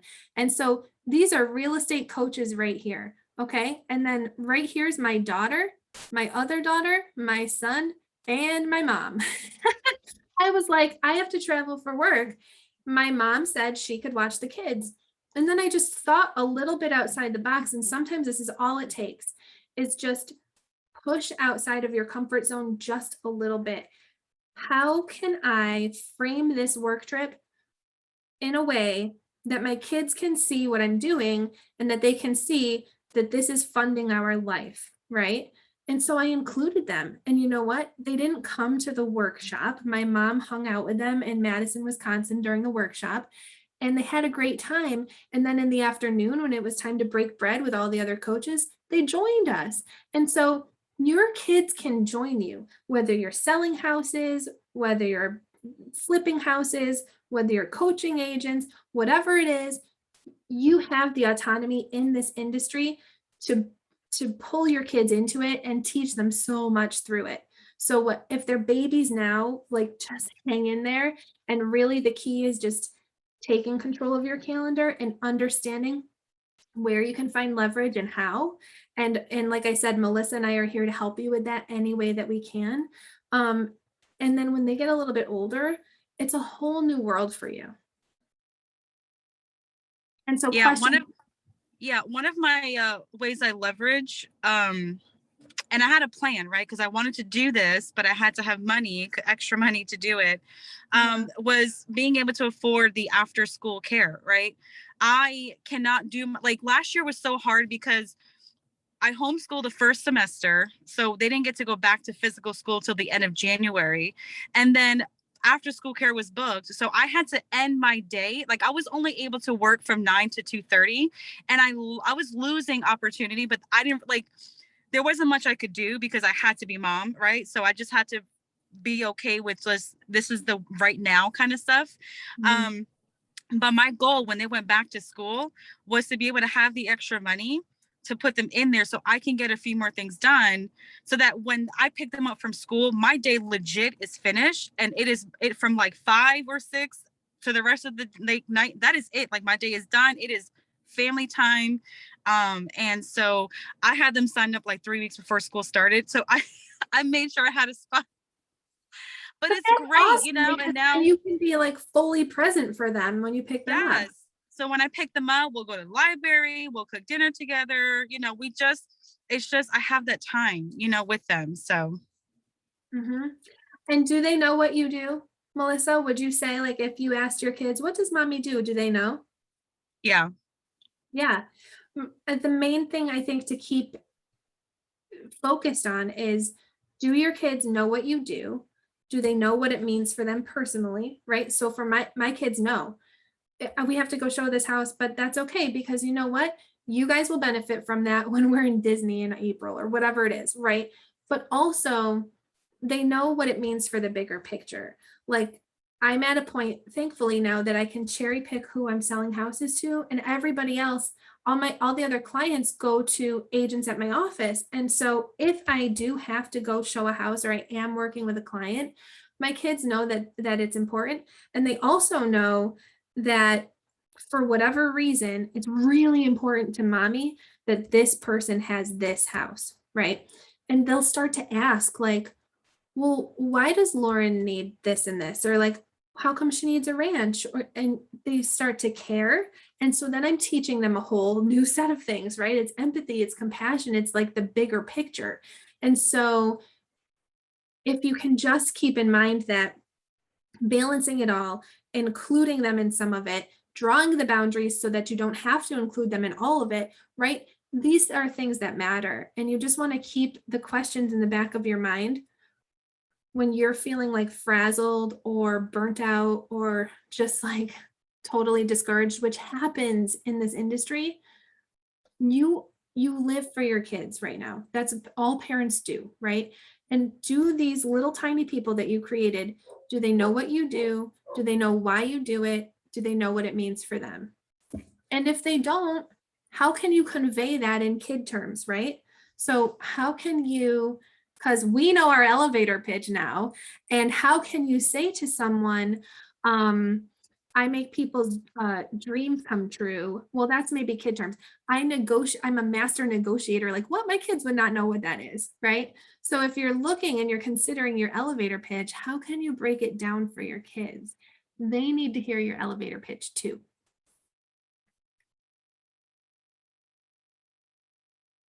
And that's what we've got for today. So I would love if anyone wants to chime in. What was your biggest takeaway? Did you get what you feel like you needed from today? Is there anything you'll implement right away? And do you have any questions?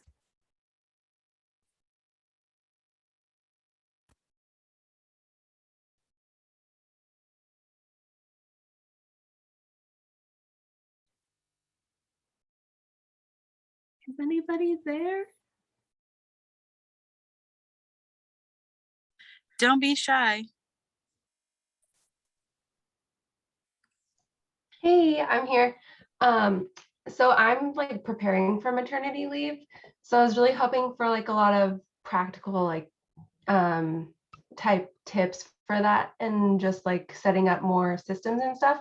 I really loved the e-card thing that you shared, just to be able, because I'm trying to like stay more top of mind and connect with my sphere more and stuff. So that was really helpful and like practical that I can implement right away super easily. And then just thinking about like when you mentioned all the people that can help you, and just to kind of like make a list of it, I was like surprised at how many I have, and just to like keep those people in mind, because it's easy to feel like you're alone in it all. So that was super helpful. So, thank you.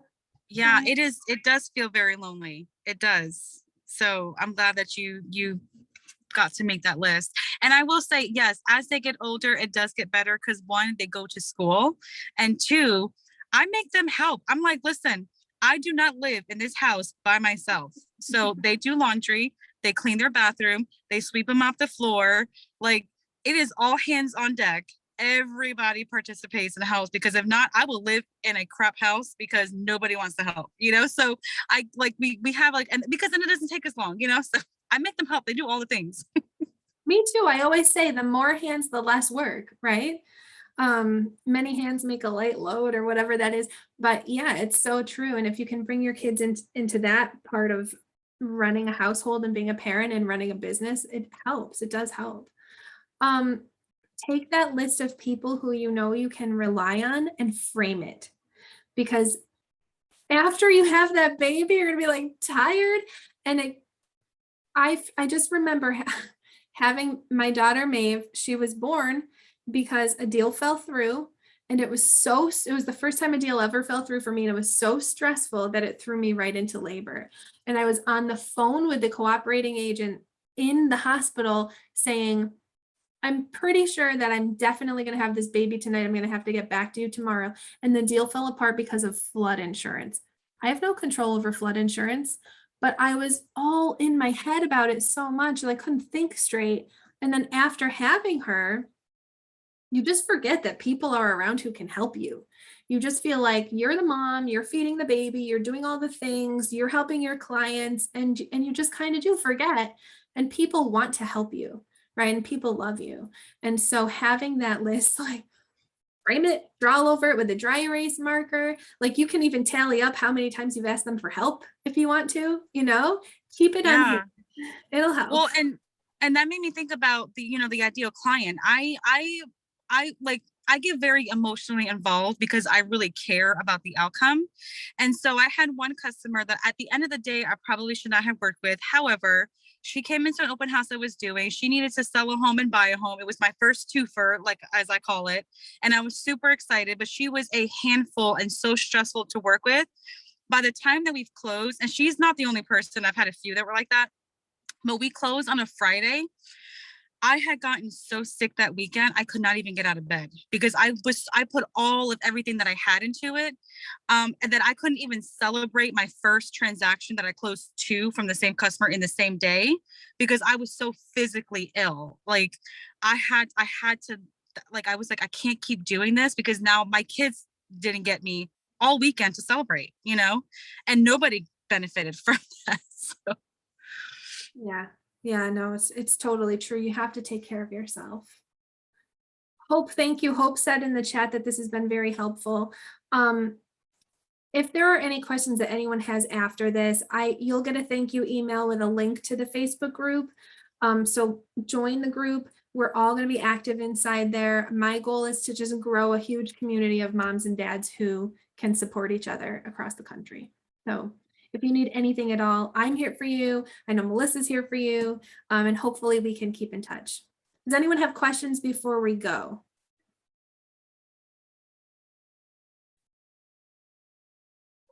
Yeah, like I guess in regards to what Melissa was saying, and like I've had some clients like that where they're just like super stressful, and it's really hard to, have you got better at like maybe feeling out if they're going to end up like that early on in the transaction, or like before you get under contract and stuff? Because I would love to avoid working with those people.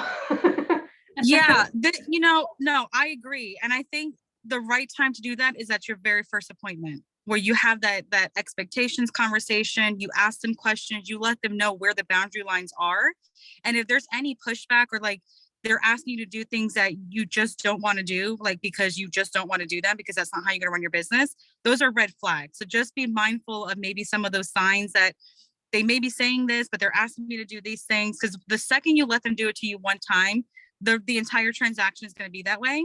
So noticing some of those red flags, if they just keep giving you pushback, they're not like, they're asking you to do things that you're like, well, that's just what I said I wasn't going to do, then those are the kind of people that I would maybe refer to somebody else. Like, it's not going to be a good fit for us, but don't lose business. You can refer to another agent, but just, asking the right questions, setting up those expectations up front, and then seeing how that conversation goes. I think I've only had to fire one buyer and one seller so far, just in my whole, career. Nice. I had one seller who was like very adamant. His house was a normal house. It was not like high-end, ritzy, whatever. He was very adamant not to have a lockbox, and that he wanted one of a showing agent, like me as a listing agent, and a showing agent there for every single showing. And at the time, I was like, I'm not doing that. There's no reason for that. We can keep track of who opens the lockbox. They're all making an appointment. Who's coming in. And he said, if you can't be here for every single showing, then I'm going to be here for every showing, and I'm going to cut your commission in half.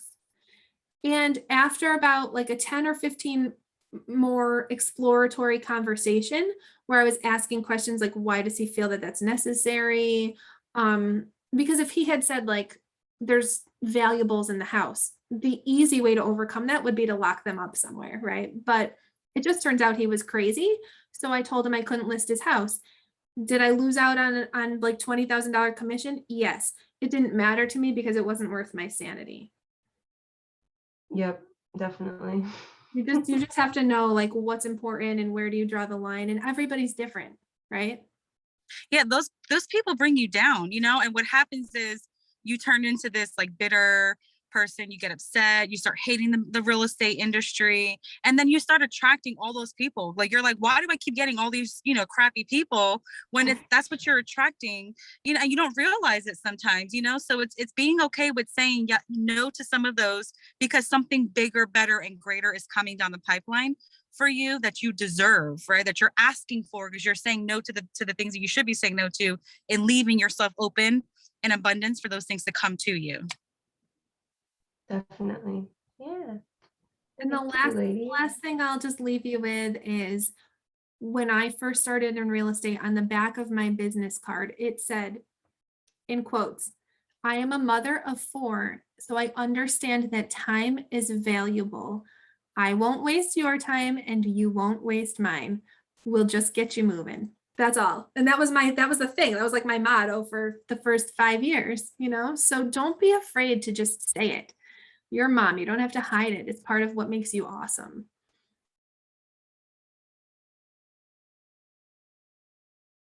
And if there's no other questions, I'll let you guys go. I know we ran over a little bit, but I just feel like it's such an important conversation. I'm glad that you guys are here. Thank you for participating, even if it's just in the chat. Like, anything that we can do to offer help or advice or anything like that, let us know. All right, bye guys.